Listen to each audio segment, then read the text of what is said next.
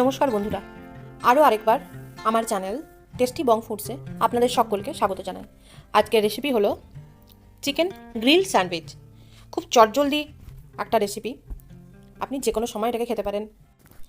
চলুন দেখে নেওয়া যাক চিকেন গ্রিল স্যান্ডউইচ বানানোর জন্য আমাদের কী কী উপকরণ দরকার।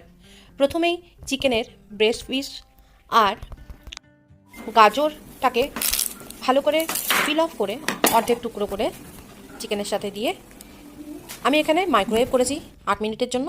আপনারা চাইলে গ্যাসেও এটাকে সেদ্ধ করে নিতে পারেন।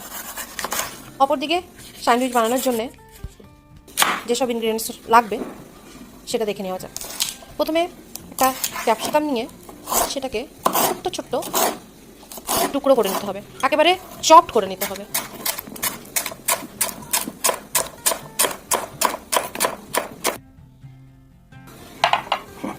এর সাথে লাগবে পেঁয়াজটাকেও ঠিক একই রকমভাবে চপ করে নিতে হবে। আপনারা চাইলে এখানে বিনস দিতে পারেন বা অন্য কোনো সবজি থাকলে সেটাও মেশাতে পারেন, যেমন ক্যাবেজ, লেটুস। আমার কাছে বাড়িতে যা যা অ্যাভেলেবেল ছিল আমি তাই দিয়ে এটাকে বানিয়েছি।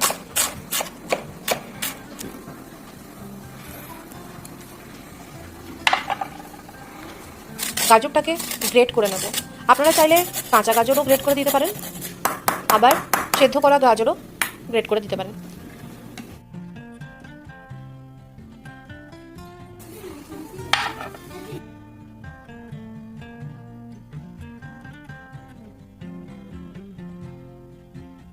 এর সাথে লাগবে cheese, tomato sauce, black pepper powder, salt আর মেয়োনিজ।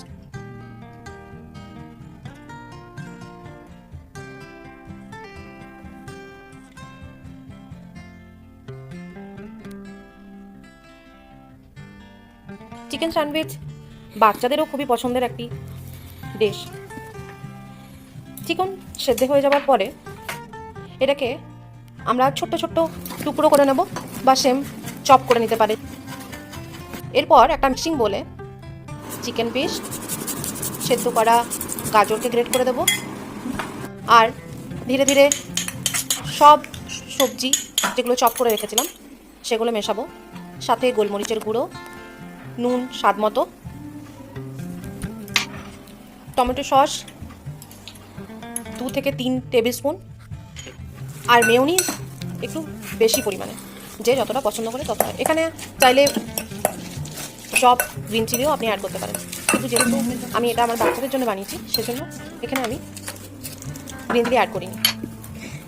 ওপর থেকে চিজ গ্রেট করে দিয়ে এটাকে ভালো করে মিশিয়ে নিয়ে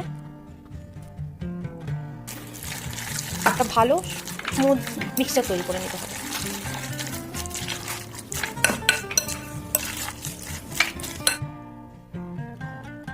এরপরে ব্রেডের মধ্যে এই মিক্সচারটি রেখে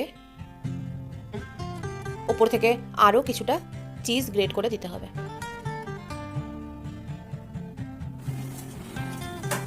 এরপর অন্য একটা ব্রেড দিয়ে ঢেকে দিয়ে গ্রিলারে ভালো করে গ্রিল করে নেব। তাহলে রেডি চিকেন গ্রিল স্যান্ডউইচ।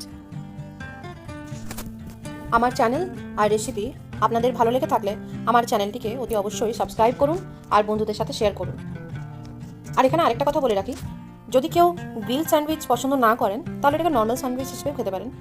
তার রেসিপিও আমার ডেসক্রিপশন বক্সে দেওয়া রয়েছে, আপনারা যান আর ডেসক্রিপশন বক্সে ক্লিক করে দেখুন নর্মাল স্যান্ডউইচের রেসিপি। ধন্যবাদ।